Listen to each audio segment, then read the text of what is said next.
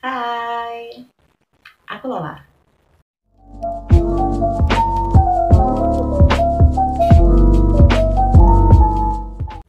Video kali ini aku akan ngebahas tentang pengalaman part-time aku jadi shopkeeper.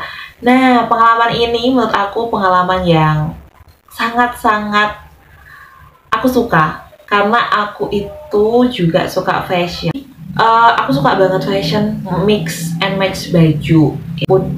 Ada nih locker shopkeeper dan waktunya pas, itu aku seneng banget. Yaudah deh, aku coba gitu. Ternyata berhasil guys, berhasil ya. Itu ternyata di mall dan itu sama kuliah aku. Jadi paginya jam 10 sampai jam 4 part time, habis itu cus langsung ke kuliahan. Job desk-nya tuh apa aja sih? Nah, kalau misalnya kalian mau jadi shopkeeper, ini pengalaman aku pribadi ya. Aku nggak tahu sih sama atau enggak. Tapi ini pengalaman aku biar bisa jadi gambaran nih buat kalian yang mau jadi shopkeeper, begitu ya. Job desk-nya itu pasti yang pertama kali adalah kebersihan. Jadi kita bertanggung jawab untuk kebersihan stand-nya kita nih. Karena aku di mall kan, stand gitu buat, tapi itu emang disewa. Jadi dia nggak bazar ya, dia emang di situ dan udah kurang lebih 2 tahun di mall itu. Terus job desk kedua adalah pembukuan stok opnam. Jadi kita itu setiap berangkat kita harus cocokin sama buku partner kita yang sebelumnya, bener gak jumlahnya gitu ya. Nah, terus kita juga punya job desk untuk memberi tahu stok warna. Ini misalnya ada model baju gitu ya, itu warnanya itu apa aja kepada customer. Pokoknya kita itu job desk-nya tuh kan sebenarnya melayani customer kalau shopkeeper, tapi kan emang ada job desk yang lain. Jadi utamanya itu pasti pelayanan untuk customer, karena kita kan menjual suatu barang ya, pasti ada komunikasi. Terus memberikan saran customer, yaitu termasuk juga sih sebenarnya pelayanan.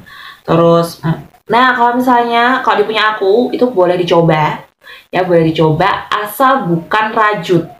Iya, kalau rajut itu melar. Kita juga tahu nih bahan-bahan mana yang dikira tuh kayak bisa nih dicoba, bisa enggak gitu. Kalau aku tuh juga tahu, oh ini loh bahan katun, bahan rajut halus, rajut impor, rajut lokal tuh aku tahu jadinya. Jadi mau berasa punya stand fashion juga gitu loh, karena bener-bener aku suka fashion banget. Nah, shopkeeper ini juga ngerangkep nih jadi kasir. Kita juga yang menerima uang dari customer. Jadi beli, kita nyaranin, kita juga nerima uangnya ya. Jadi itu transaksinya cash, debit, atau digital seperti itu. Sekarang aku mau ngasih tahu keuntungannya jadi shopkeeper. Aku rasain adalah skill komunikasi kita tuh kayak ada, karena bener-bener ya. So ada juga customer yang kayak tanya, Mbak ini ukurannya ini aja ya. Dari situ skill komunikasi aku tuh lebih berkembang. Aku lebih bisa komentar, karena kan biasanya customer tuh, Mbak ini tuh bagus gak sih buat saya, modelnya ini aja ya. Itu juga kita melatih komunikasi kita nggak cuma bilang enggak iya, tapi kita juga merayu dia untuk ini ada model yang ini loh kak, warnanya ini boleh banget, ini juga bisa dicoba. Nah kalau misalnya bisa coba dan dia merasa nyaman gitu ya, kita kayak ngerayu kalau ini bagus loh kak buat kak. Tapi emang itu bener-bener bagus ya, karena bener-bener aku lihat fashion itu tuh bukan sekedar kayak kerjaan doang, tapi memang itu kita tuh membantu customer untuk mendapatkan barang yang cocok buat dia. Banyak banget yang aku lihat customer itu dia pakai baju itu emang sebagus itu di badannya. Aku tuh kayak suka banget ngelihat customer nyoba, terus dia puas sama baju yang kita jual dan pelayanan kita. Tuh aku seneng banget. Nah terus aku bisa tahu nih update fashion, karena bener-bener orang yang keluar masuk di stand yang aku jaga itu orangnya modis, kayak wow. kayak aku jadi tahu nih fashion apa yang berkembang. Customer tuh bilang, Mbak, ada yang model ini gak? Ada yang warna ini gak? Jadi tuh kayak aku, oh model-model seperti itu ya. Apalagi aku itu kerjanya tuh kan di mall. Nah jadi bisa nih ngelihat orang-orang yang berlalang dan ngelihat fashion mereka. Jadi kadang-kadang aku itu juga makain manekin tuh sesuai yang lagi hits gitu loh. Bener, aku kayak tahu warna fuchsia, warna biru elektrik. Itu tuh emang dari mana namanya, dari customernya. Aku mengganti manekin. Nah, itu salah satu yang menjadi daya tarik kalau menurut aku pribadi. Karena dia kan dipajang ya di depan, jadi orang itu bisa lihat. Dan biasanya aku kasih style-style yang menurut aku menarik. Aku puas banget kalau misalnya ada yang beli baju yang pas aku pakein di manekin. Itu kayak kepuasan tersendiri sih sebenarnya.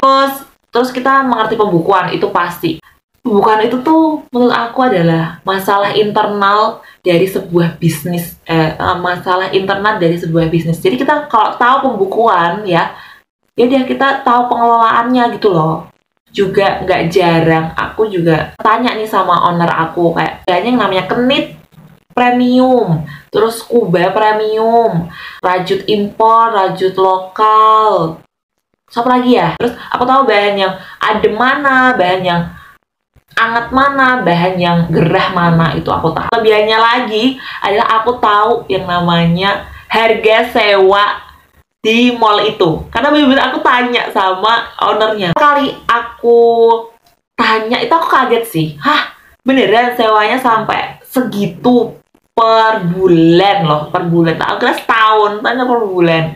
Tapi kata owner aku ini bisa nutup karena mall itu menurut bakal banyak orang gitu, jadi pasti nutup. Jadi dia itu ngitungnya per hari.